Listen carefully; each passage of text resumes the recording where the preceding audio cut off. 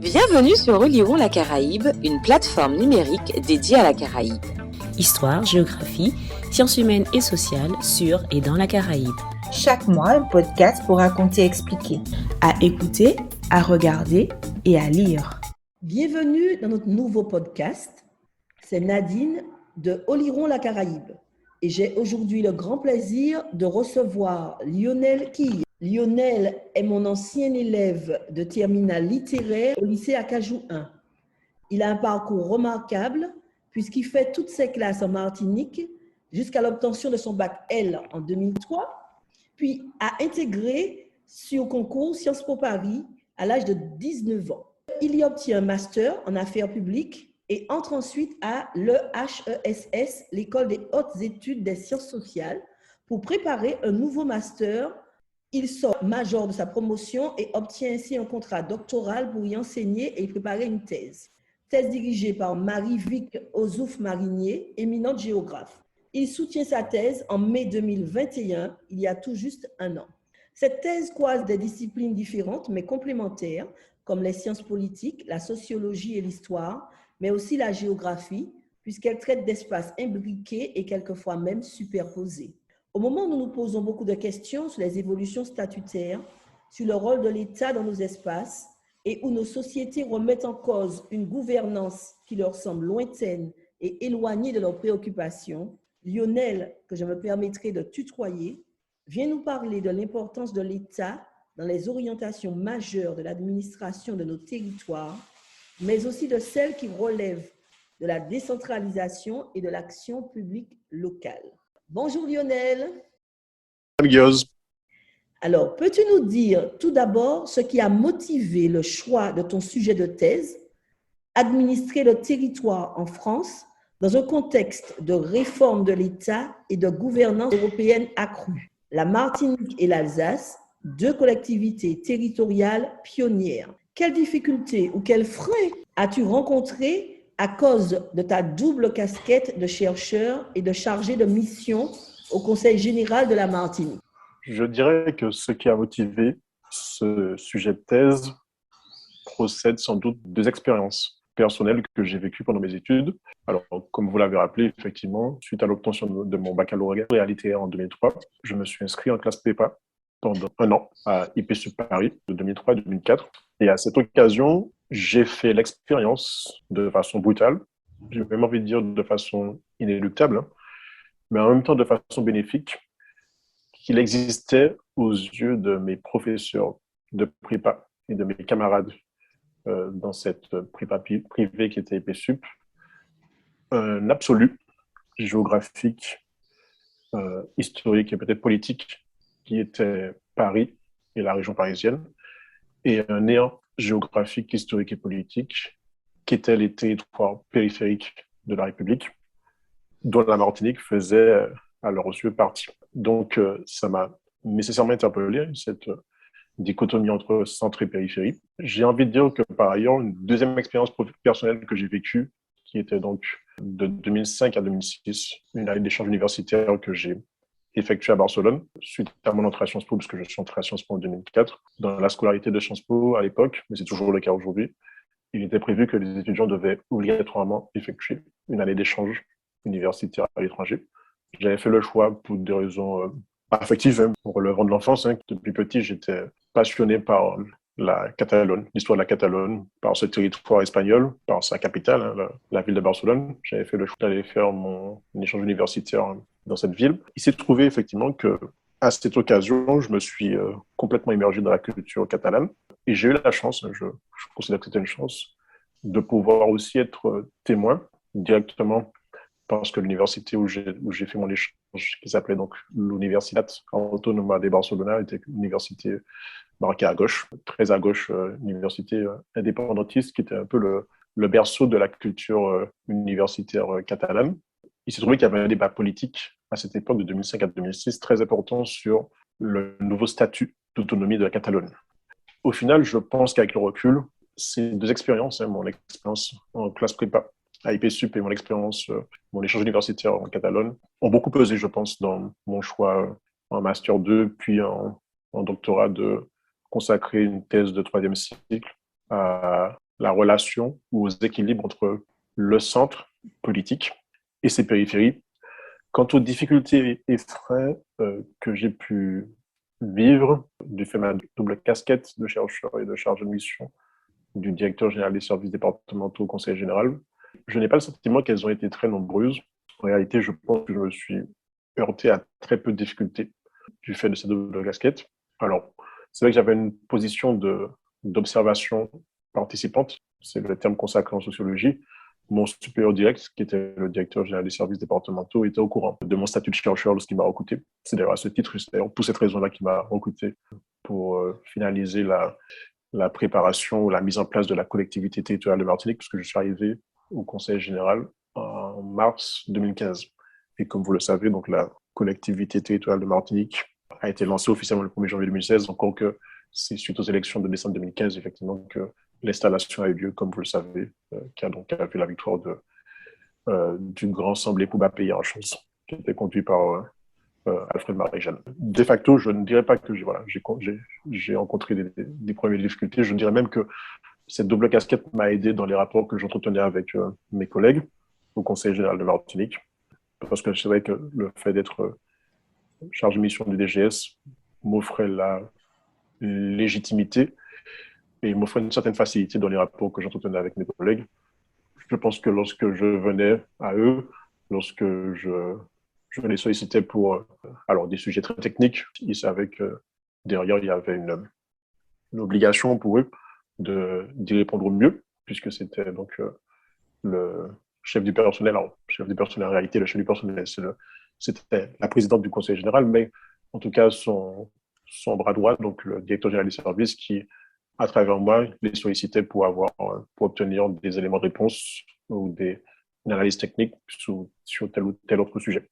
Les rapports que j'entretenais avec mes collègues aussi, certainement que ma casquette de chercheur a été un atout parce que ça m'a sûrement permis de désamorcer un certain nombre de tensions que j'avais pu ressentir du fait de ce contexte de mise en place d'une collectivité unique.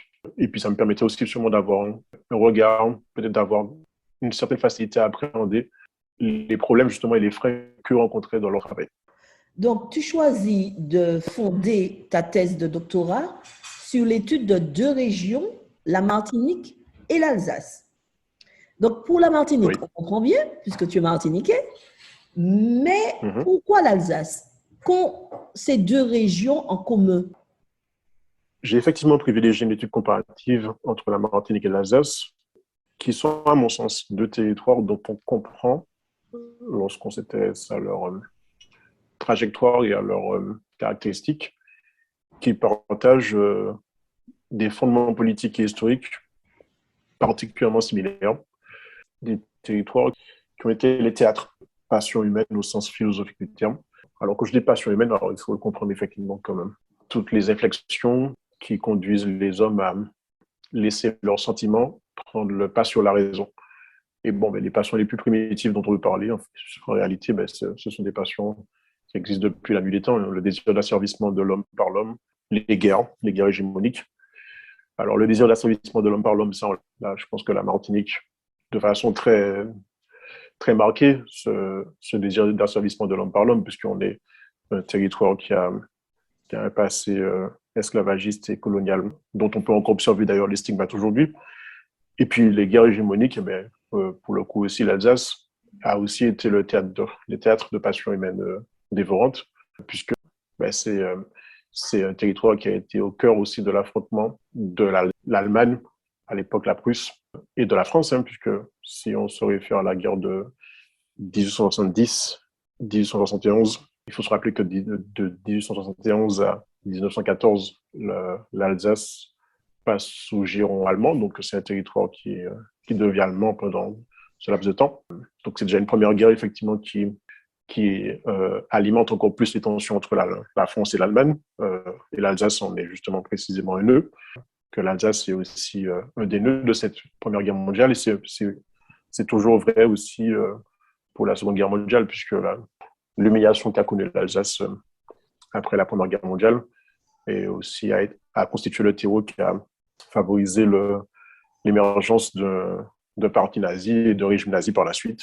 qui a à nouveau déchiré l'Europe de 1939 à 1945. Donc en fait, ces deux territoires, l'Alsace et la Martinique aussi, ont, à mon sens, un rapport contrarié avec la France. Ce sont deux territoires périphériques.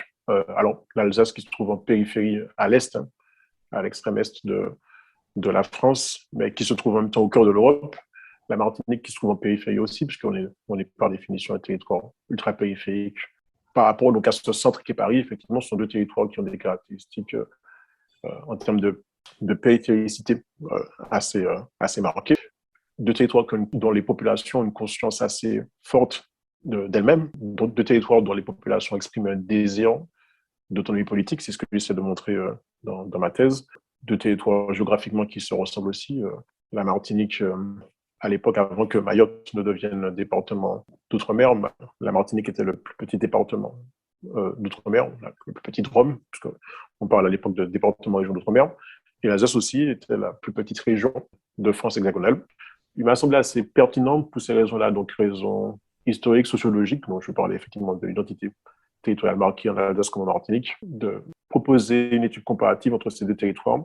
Je pensais justement que c'était une façon de mettre en évidence la façon dont deux territoires sont administrés de façon différente par l'État français, mais aussi comment ces territoires ont pu influer sur les politiques de décentralisation qui se sont succédées en France. Et c'était tout l'objet de ma thèse de doctorat. Très intéressant. Nous allons donc continuer avec la première partie de ta thèse.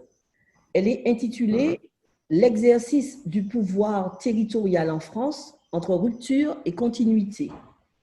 Est-ce que tu pourrais nous retracer brièvement l'histoire, enfin les moments clés de l'évolution de l'organisation territoriale en France et en quoi les soubresauts de cette évolution ont affecté nos territoires et plus particulièrement la Martinique? C'est ce que j'essaie de montrer dans ma thèse.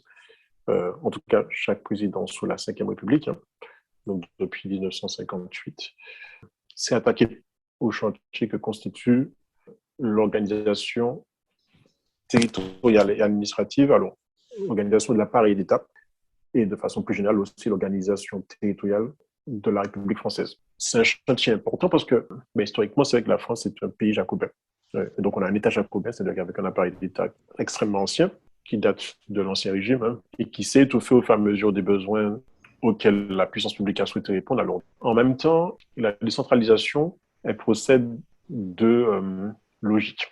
Une logique alors, de top-down, c'est-à-dire qui est descendante, une décentralisation qui est souhaitée par l'État, par les hommes politiques d'État, par les gouvernements qui se sont succédés, alors, qui ont gouverné notre République, et une logique ascendante, donc une décentralisation ascendante qui a été mise en place à l'initiative des acteurs locaux et régionaux eux-mêmes. Donc, il faut quand même garder à l'esprit, effectivement, qu'on est dans un phénomène donc, qui répond à cette double logique et qui s'est étoffé, phénomène qui s'est approfondi sous la Ve République, fait de cette double logique, justement. Je m'explique. Alors, chaque président, comme je disais, a souhaité améliorer les politiques de décentralisation mises en place par son prédécesseur, mais il s'est trouvé aussi, effectivement, qu'il y a des territoires qui ont fait l'expérience de parenthèses décentralisatrices beaucoup plus poussées que la décentralisation standard qui était mise en place par les gouvernements de la République française. Et c'est le cas précisément de la Martinique et de l'Alsace, dont les responsables politiques locaux et régionaux ont joué un rôle prépondérant, à mon sens, dans les évolutions récentes liées à la décentralisation. Si on regarde attentivement l'exemple alsacien et martiniquais, les ruptures et les continuités, on les observe à plusieurs échelles. L'échelle européenne, l'échelle étatique et l'échelle locale. L'échelle locale, donc j'ai essayé de montrer comment ce souhait exprimé par des leaders politiques martiniquais ou alsaciens de gérer eux-mêmes leurs propres affaires les a conduits à avoir un dialogue direct et nourri avec l'État français. L'échelle étatique, j'explique aussi dans ma thèse comment précisément, certains chefs d'État, certains hommes politiques nationaux, à l'instar de François Mitterrand, et donc de la décentralisation qui est mise en place de 1982 à 1986, le premier acte, en tout cas, de la décentralisation qui est mise en place par Gaston Defferre, qui est le ministre de l'Intérieur du gouvernement de François Mitterrand, comment Gaston Defferre fait voter et adopter les lois de décentralisation de 82 à 86 pour déverrouiller le système, enfin le mode d'administration du territoire national, sur son à l'échelle européenne, l'Union européenne et la bureaucratie européenne, surtout la Commission européenne, a fait en sorte qu'un certain nombre de mécanismes financiers et juridiques facilitent justement la prise de décision locale et régionale de façon à ce qu'en fait les politiques publiques soient les plus conformes aux attentes des citoyens et les plus appropriées aux situations qu'ils vivent dans leur territoire respectif. Parce qu'on ne gère pas en fait un territoire insulaire comme on gère un territoire de montagne. On ne gère pas un territoire urbain comme on va gérer un territoire rural. Donc les ruptures et les continuités, en fait, on peut en voir plusieurs. Alors, la première rupture, j'en ai parlé, effectivement, c'est l'acte 1 de la décentralisation qui survient de 82 à 86. Une continuité, on peut en observer une lorsqu'on s'intéresse aux politiques d'aménagement du territoire. Donc, ce sont les politiques en fait, qui précèdent les politiques de décentralisation. C'est-à-dire qu'en fait, à partir au sortir de la Seconde Guerre mondiale, il y a un besoin impérieux de reconstruire la France, d'aménager le territoire, mais en même temps de façon homogène, puisqu'il y a pas mal de spécialistes, de chercheurs. On a un ouvrage qui sort en 1946 ou 1947, je crois, donc qui s'appelle « Paris, le désert français », qui est rédigé par Jean-François Gravier et qui met en évidence qu'il y a une hypertrophie de la région parisienne sur les autres territoires de la République et qu'il est important que l'État procède à un développement harmonieux de l'ensemble du territoire français en développant les capitales régionales qui existent et de facto aussi en développant le reste du territoire français, donc en territoire parisien, enfin en agglomération parisienne, de façon à équilibrer le développement économique et social de la France. Et donc, à partir des après la Seconde Guerre mondiale, il y a une politique d'aménagement du territoire qui va être lancée, qui va être la première étape, qui va jeter les fondements en fait, de la politique de décentralisation qui va survenir à partir des années 80. Il s'est trouvé effectivement que les commissaires européens ont acté le fait qu'il était important qu'ils développent de façon harmonieuse le territoire européen et donc qu'ils développent à travers les collectivités avec le concours des collectivités territoriales ce territoire européen, en octroyant des subsides financiers qui pourraient se coupler avec les subsides que l'État octroie à ce même territoire. Donc, on a en fait une superposition d'instruments financiers qui s'est mise en place à partir des années 60, contrat de plan État-région, d'une part, abondamment alimenté par l'État, et programme opérationnel européen, donc inspiration communautaire, qui ont accéléré le développement des territoires français. Dès l'intitulé de ta thèse, tu affirmes que l'Alsace et la Martinique sont des régions pionnières en termes d'administration de territoire. Cette assertion peut surprendre. Le terme de pionnier, de pionnière peut surprendre. Pourrais-tu nous l'expliquer? L'Alsace et la Martinique sont des régions pionnières en ce qui concerne l'administration du territoire parce que leurs élites politiques locales et régionales ont très vite compris qu'elles étaient les mieux placées pour inspirer le développement socio-économique le plus conforme à leurs caractéristiques. En gros, les élites politiques locales et régionales martiniquaises et alsaciennes étaient convaincues que l'État central et donc l'appareil étatique parisien ne pouvait pas connaître, ne pouvait pas apprécier comme il fallait les besoins et les réalités que vivaient les Martiniquais et les Alsaciens dans leur quotidien. Et donc, pour pouvoir piloter ou inspirer au mieux les politiques publiques, donc mises en place, en fait, votées par le Parlement, mises en place par le gouvernement et l'appareil étatique, il fallait que ce soit les leaders politiques martiniquais et alsaciens qui soient en mesure, en fait, de discuter avec à la fois les services étatiques présents sur leur territoire, les directions régionales des différents ministères, les préfectures de régions et de départements qui existent en Alsace, surtout. L'Alsace est un territoire bidépartemental, donc on a effectivement on avait une préfecture de département dans le Bas-Rhin, une préfecture de département de l'Haut-Rhin et un préfet de région. En Martinique, on a un seul préfet de région, mais que c'est dans le dialogue en fait constructif entre les services de l'État et les acteurs locaux et régionaux, les acteurs politiques locaux et régionaux que pouvaient se façonner au mieux les politiques publiques. toutes les velléités en fait d'autonomie qui se sont exprimées à travers les acteurs politiques locaux et régionaux martiniquais et alsaciens, à mon sens, elles ont influé dans la trajectoire de la décentralisation telle qu'elle s'est mise en place en France, parce que ces acteurs politiques alsaciens et martiniquais ont forcé l'État à entrer dans un calibrage beaucoup plus poussé du droit public. Alors, le référendum régional, par exemple, qu'on a connu en 2003 en Martinique et en 2010 en Martinique, et le référendum régional qui a été mis en place en 2013 en Alsace, sont précisément en fait le reflet de cette capacité des acteurs politiques martiniquais et alsaciens à influencer, à nourrir en fait le débat public sur l'autonomie des territoires français. Et de facto, en fait, on peut observer que la décentralisation, en fait, si elle répond à un récit homogène en France, hein, donc on a trois grands actes de la décentralisation qui sont survenus en 82-86 pour le premier acte, 2003 pour le deuxième acte, et on peut considérer que le troisième acte survient en 2012-2015 sous la présidence de François Hollande. On a en même temps eu des parenthèses décentralisatrices qui ont été mises en place de façon ponctuelle par un certain nombre de territoires, dont la Martinique et l'Alsace. Et je considère qu'on peut parler de collectivités pionnières parce qu'en fait, ce sont ces territoires qui ont permis la mise en place de nouveaux référentiels politiques. Alors, l'expérimentation, par exemple, l'habilitation législative ou les référendums régionaux sont des produits ou sont des acquis qui ont été rendus possibles grâce à l'apport et grâce au travail des élus locaux et régionaux martiniquais et alsaciens. D'accord, nous comprenons mieux. Donc, tu as beaucoup parlé de cette loi de décentralisation de 1982 et elle concerne particulièrement nos territoires ultramarins.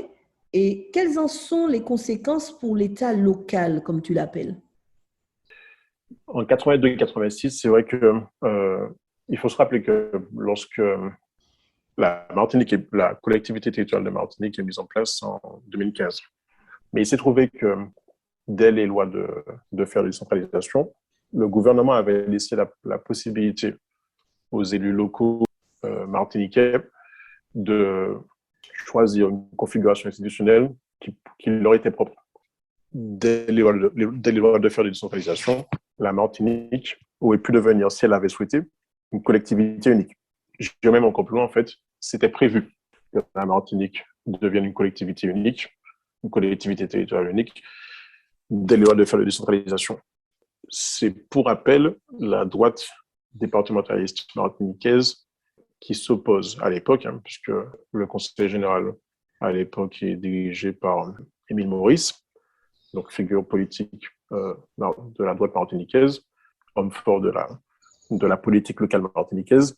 Le conseil général, la droite départementaliste martiniquaise, s'oppose à ce que la Martinique devienne une collectivité unique, puisqu'en 82-86, donc c'est l'émergence, c'est la création des régions. En fait, on est devenu une région et on est devenu à la fois région et département, mais la Martinique est devenue une collectivité unique.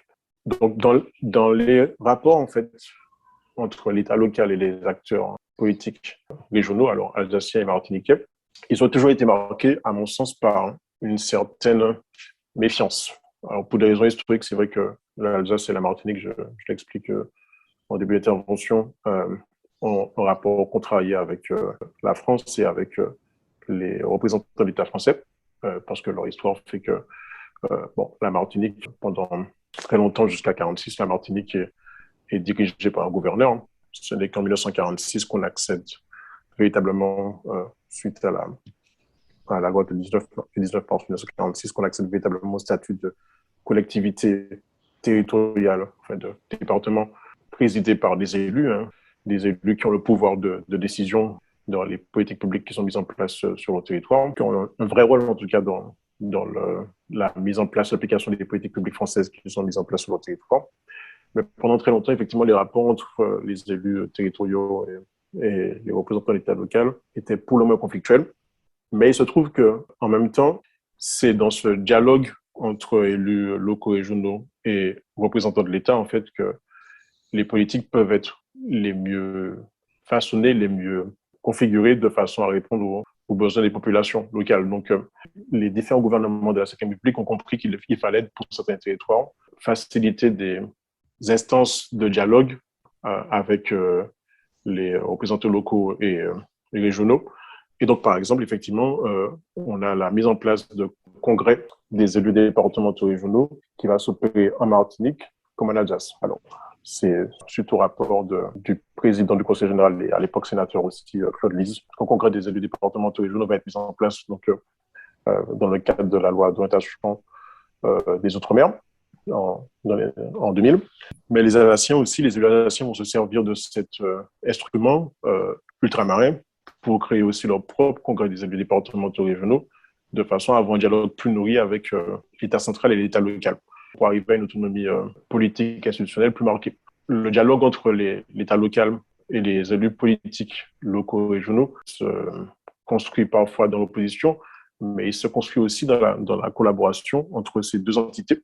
Et de fait, en Martinique et en Alsace, en fait, c'est ce dialogue qui a permis que ces territoires aient une autonomie institutionnelle et politique beaucoup plus poussée que celle qu'on peut observer dans des territoires, d'autres territoires hexagonaux ou d'autres territoires ultramarins. La deuxième loi importante pour nous est celle de 2011 qui crée la collectivité unique. Pourquoi dis-tu que le passage de deux entités, c'est-à-dire Conseil général et Conseil régional, à une collectivité territoriale pour la Martinique ou encore à la région Grand Est pour l'Alsace, a soulevé de l'émoi et des tensions? On a en Martinique, les lois du 27 juillet 2011 sont votées, puisqu'en fait, c'est une loi organique et une loi ordinaire qui sont adoptées et qui crée donc la collectivité territoriale de Martinique, qui instaure la collectivité territoriale de Martinique et la collectivité territoriale de Guyane. On a à l'époque deux institutions de collectivité territoriale, région Martinique et Conseil général de la Martinique, qui ont deux histoires en fait singulières, différentes, et deux cultures singulières, différentes, pas nécessairement antagonistes, mais des cultures importantes. Lorsqu'une telle fusion démarre, c'est vrai que c'est quelque chose d'inédit dans l'histoire de la décentralisation en France. Il n'y a jamais eu de fusion à l'époque, de fusion de structures de cette nature. Un conseil général, d'une part, et une région, d'autre part, qui fusionnent pour créer une collectivité unique. Alors effectivement, la Corse avait pu évoluer vers un format un peu identique qui a abouti à la collectivité territoriale de la Corse. Mais là, on est quand même dans une logique tout à fait différente, effectivement.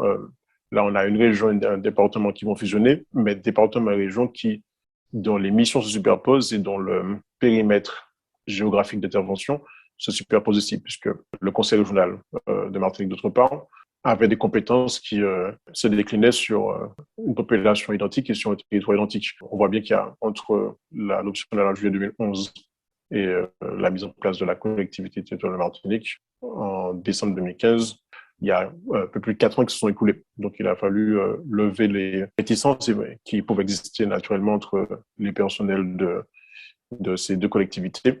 Il a fallu aussi aller vers une coopération entre la classe politique départementale et la classe politique issue du Conseil général et la classe politique issue du Conseil régional pour pouvoir opérer une fusion qui soit réussie, qui soit mise en place au mieux de l'intérêt des Martiniquais. C'est le cas aussi donc, en Alsace, puisque, pour rappel, lorsque la région Grand Est est mise en place, on est dans une logique identique. En fait, ce sont 3 régions qui vont fusionner, la région Champagne-Ardenne, la région Lorraine et la région Alsace. Des fusions de ces natures sont nécessairement compliquées. Elles sont d'autant plus facilement acceptées qu'elles procèdent d'une volonté populaire. C'est le cas en Martinique, puisque la fusion du département et de la région trouve son fondement donc dans la consultation de référendaire de janvier 2010, par laquelle les Martiniquais se sont exprimés donc pour une évolution de leur territoire dans le cadre de l'article 73 de la Constitution. Pour ce qui est de l'Alsace, il n'y a pas eu de consultation référendaire. Cette fusion a été souhaitée et voulue par l'État lui-même et a été adoptée donc par l'Assemblée nationale. Ça demande du temps, évidemment, des fusions de cette nature. Et surtout, ça demande aussi l'accompagnement. Donc, les mois et les tensions qui sont survenus en fait du fait de ces deux fusions étaient légitimes. Mais il existe toujours beaucoup d'incompréhensions au sujet de cette loi. Certains pensent qu'elle nous accorde des pouvoirs de décision et de gestion de nos territoires, quand d'autres affirment qu'elle n'est qu'une loi administrative. Pourrais-tu nous expliquer en fait ce qu'il en est? C'est vrai que la loi du 27 juillet 2011 est d'abord une loi administrative. Parce que, en fait, alors les lois, parce que c'est une loi ordinaire, une loi organique, ce sont ces deux lois qui vont mettre en place la collectivité territoriale de Martinique.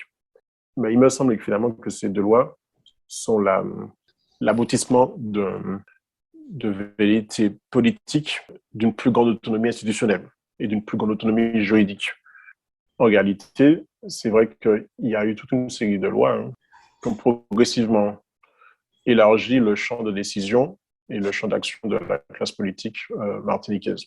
La LODEOM, par exemple, tout à l'heure je parlais de la loi d'orientation sur l'outre-mer, le souhait au départ de la classe politique, une partie de la classe politique martiniquaise, puisqu'il y a eu un débat effectivement très fort entre une évolution sous le régime de l'article 74 de la Constitution ou un maintien sous le régime de l'article 73 de la Constitution, donc en fait département région d'outre-mer, donc collectivité territoriale de droit commun, mais avec des compétences élargies. C'est ce choix-là qui a été fait par la population martiniquaise via les référendums de janvier 2010.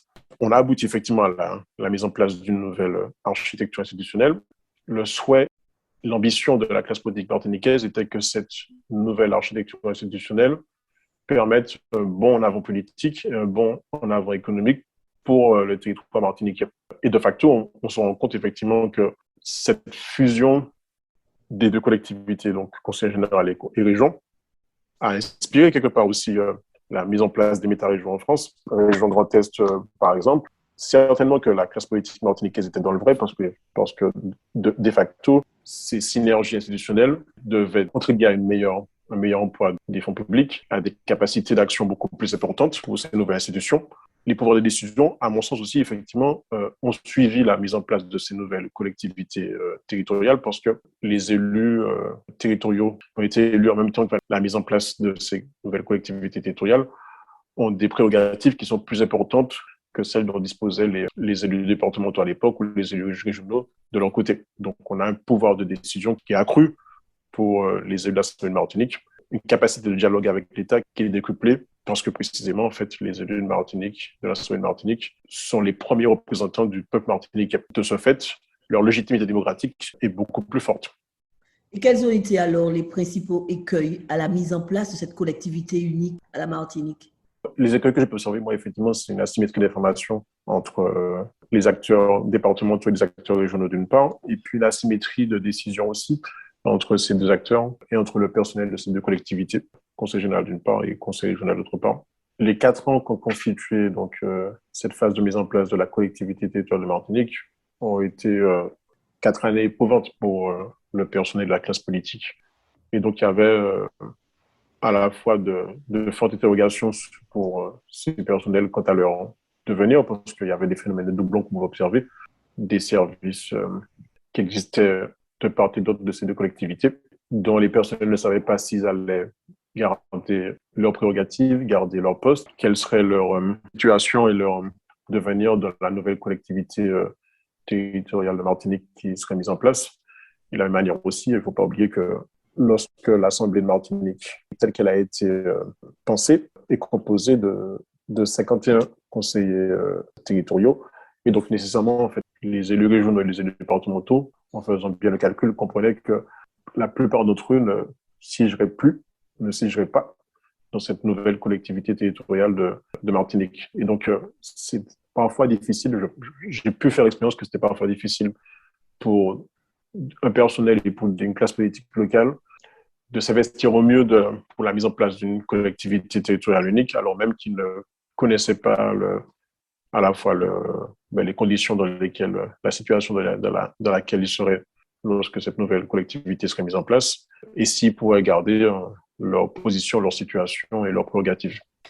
À l'aune des événements et des prises de position de la crise sanitaire, des directives venues de Paris, de la nouvelle posture du préfet dans nos régions, Est-ce qu'on peut parler de moments de rupture dans la décentralisation ou encore d'un jacobinisme qui s'est renforcé? Cette crise sanitaire est un phénomène inédit, à la fois pour la République française, mais pour d'autres démocraties ou d'autres pays dans le monde. Il ne faut pas oublier que la santé publique et l'organisation du système de soins sont des prérogatives de l'État. Donc, face à un phénomène qui est inédit, à la fois par son ampleur, par sa nature, parce qu'on parle quand même d'une pandémie, par son ampleur parce que c'est vrai que c'est un phénomène qui a touché l'ensemble des pays de la planète et que c'est un phénomène inédit, inattendu et nouveau. L'État, à mon sens, ne pouvait pas s'appuyer sur les élus locaux et régionaux pour prendre des décisions urgentes, parfois difficiles et compliquées à prendre. Il y a eu naturellement des reproches qui sont justifiés pour certains d'entre eux, que l'État et ses représentants ont souvent agi de façon arbitraire dans la gestion de cette crise. Si on peut tirer des conclusions de cette crise encore qu'elle se poursuit aujourd'hui, c'est que au final, les élus locaux et régionaux sont sortis renforcés de cette crise dans la relation qu'ils ont avec leurs administrés, les maires en particulier en fait, et sans doute aussi les conseils départementaux, parce que ce sont des collectivités qui travaillent, qui œuvrent au plus près des administrés, qui ont une forte dimension sanitaire et sociale, ont su répondre présents et ont été très actifs pour répondre aux vulnérabilités dont les citoyens ont fait l'expérience, que les citoyens ont vécu pendant cette crise sanitaire et sociale. Compte tenu des situations d'asphyxie de l'appareil hospitalier et médical, l'État n'avait pas d'autre choix, parfois, que de prendre des décisions seul et de s'appuyer en fait sur l'expérience que ces services ont, parce que en termes de politique régalienne, et c'est le cas de la santé publique, en fait l'État a une expérience que les collectivités territoriales n'ont pas. On a un jacobinisme renforcé, mais qui se justifie par la nature de ces crises. Ça, c'est une évidence. Dans la deuxième partie de ton travail de recherche doctorale, tu as travaillé sur les incidences de la gouvernance politique et financière de l'Europe sur les territoires. Peux-tu nous expliquer comment l'Union européenne a transformé le mode d'administration de nos espaces et quels bénéfices ils en tirent? Quand on parle de gouvernance politique, c'est ce que j'explique dans la deuxième partie de ma thèse, il faut comprendre par gouvernance le souhait exprimé par les acteurs de la société civile et par aussi les responsables politiques locaux et régionaux, d'être davantage associés à la prise de décision et à l'élaboration des politiques publiques qui les concernent. L'Union européenne, effectivement, c'est une constellation d'acteurs élus. On a des députés européens, à la fois de fonctionnaires qui travaillent à la Commission européenne et qui élaborent les politiques publiques, les directives et les instruments financiers qui sont mis en place et qui sont déclinés sur tout le territoire européen. Et une troisième constellation d'acteurs qui sont les chefs, les ministres, les membres de gouvernement et les chefs d'État qui constituent le gros du Conseil de l'Union européenne. La gouvernance politique et financière de l'Europe, elle est justifiée par la nature même de l'Union européenne qui revient en fait à mettre en place un marché homogène, un marché de consommation le plus important possible. C'est la base de l'Union européenne, effectivement, c'est assurer la sécurité, mettre en place la paix sur l'ensemble du territoire européen. Et la paix parce qu'on aura donc des citoyens qui, plutôt que de se faire la guerre, vont commercer entre eux pour créer de la richesse, pour générer de la richesse et pour vivre dans un espace qui partage des valeurs communes. Mais l'ADN même de l'Union européenne, c'est un ADN économique. Partout de là, en fait, l'Union européenne a très vite compris qu'il fallait, pour pouvoir avoir des acteurs capables de produire de la richesse et de consommer sur l'ensemble du territoire européen de façon homogène, il fallait aussi développer l'ensemble des territoires qui constituent l'Union européenne et qui constituent les États de l'Union européenne, y compris les territoires périphériques. L'audace, en fait, qu'ont eu les pères fondateurs de l'Union européenne, elle a été de se dire qu'il fallait non pas s'appuyer uniquement sur les acteurs étatiques, les membres de gouvernement et les chefs d'État, mais qu'il fallait aussi permettre aux acteurs locaux et régionaux d'exprimer leur point de vue dans les instances européennes. Les territoires ultramarins ont su tirer leur épingle du jeu, où ils ont su mettre en évidence auprès des instances européennes leurs caractéristiques, l'ultra-périphéricité, leurs caractéristiques insulaires pour la majorité de ces territoires ultramarins. Ces territoires ont su se servir de leurs caractéristiques géographiques et caractéristiques historiques, non pas comme une faiblesse, mais comme un levier pour projeter le marché économique européen, les valeurs européennes sur l'ensemble du globe. Les avantages de ces constructions européennes, de ces gouvernances européennes, j'allais dire ils sont réciproques à la fois pour fonctionner à la Commission européenne, donc qui ont donc des territoires qui leur permettent d'élargir, par exemple, leur zone économique exclusive, d'avoir des relais de leur soft power, donc de leurs droits publics et de leurs valeurs. Cette gouvernance européenne est bénéfique aussi pour les acteurs politiques locaux et régionaux ultramarins et des 9 RUP, espagnoles, françaises et portugaises, parce qu'ils leur permettent aussi de bénéficier de subsides financiers complémentaires de ceux que leur État respectif leur alloue. Donc, les bénéfices ont forcément été doubles pour ces deux acteurs, acteurs européens et acteurs martiniquais, parce qu'aujourd'hui, en fait, on a des territoires ultrapériphériques qui ont modifié le logiciel de pensée des fonctionnaires européens pour les amener à penser à l'Union européenne comme un espace géographique étendu. Et par ailleurs, on a un bénéfice accru pour les acteurs politiques martiniquais et alsaciens aussi, qui ont pu se servir de l'Union européenne comme un relais de leur désir d'autonomie politique accru et de leur souhait de développement économique endogène plus poussé. Est-ce qu'il y a eu des différences notables dans la gestion des fonds européens depuis la mise en place de la CTM? Alors, c'est vrai que c'est encore un petit peu tôt pour répondre, puisque la CTM a été mise en place en 2015, là ça va faire 7 ans, 2015-2022.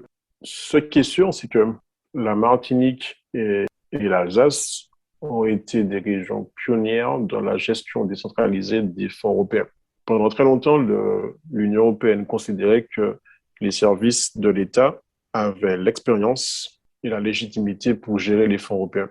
Il y a eu une expérimentation qui a été donc validée par le Parlement français, qui a permis que l'Alsace, à l'époque, fin des années 2000, puisse expérimenter donc une gestion par les services du Conseil régional d'Alsace de l'octroi et de la consommation des fonds européens. Alors, de l'octroi des fonds européens donc aux acteurs économiques alsaciens et de la consommation et de la gestion des fonds européens, la réécriture des documents financiers, le fléchage des différentes enveloppes des différents fonds européens qui existaient, donc Fonds européen de développement régional, Fonds européen pour la pêche, FEOGA, FEAMP, FEADER, des fonds pour le développement des espaces ruraux. En fait, l'Alsace et la Martinique ont été les premières régions françaises à faire cette expérience d'une gestion territorialisée des fonds européens, donc une gestion des fonds européens qui était faite et qui était assurée par les agents des collectivités territoriales.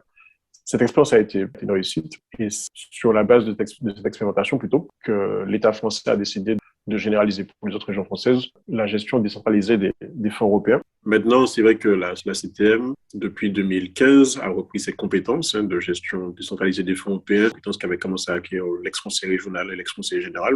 L'ex-conseil régional pour le FEDER essentiellement et l'ex-conseil général pour le FSE, le Fonds social européen. Avec un recul de 7 ans, peut-être que c'est compliqué de se pencher sur les performances de la collectivité territoriale de Martinique en termes de gestion des fonds européens. Ce qu'on peut dire en revanche, c'est que la conjoncture économique dans laquelle on se trouve du fait de la crise sanitaire et de la crise économique aussi qu'elle a engendrée, montre à quel point cette gestion décentralisée des fonds européens est bienvenue.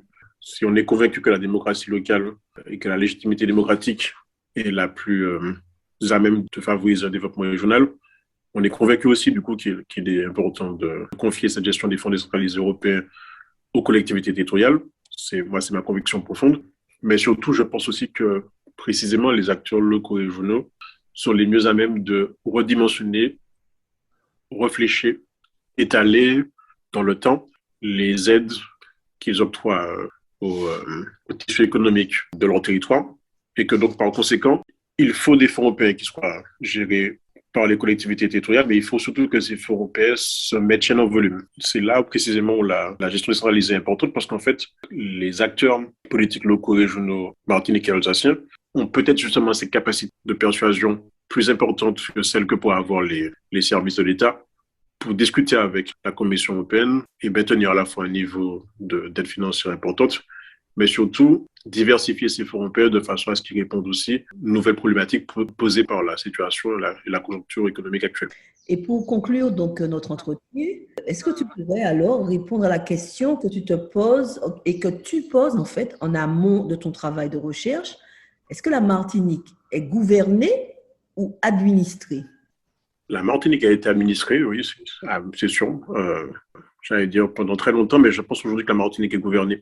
Est gouvernée parce qu'en fait, on a une myriade d'acteurs. Alors, les acteurs locaux et régionaux d'abord, mais les acteurs européens aussi, plus les acteurs étatiques, qui président en fait au développement et à l'élévation du niveau de vie des administrés martiniquais. Cette gouvernance, moi, je l'observe aussi par rapport au fait qu'on a des attentes de plus en plus fortes de la population, que l'État ne décide pas seul des politiques publiques qui sont mises en place en Martinique. On a des revendications de plus en plus fortes de la classe politique martiniquaise d'aller vers une autonomie encore plus approfondie que celle qui a été reconnue par la loi de juillet 2011. D'ailleurs, ce qui s'est passé cette semaine en Guyane, sur la relance de l'autonomie guyanaise, va peut-être dans le sens aussi des débats qui continuent de nourrir la classe politique martiniquaise sur l'évolution de la collectivité territoriale de Martinique, ou la répartition des pouvoirs entre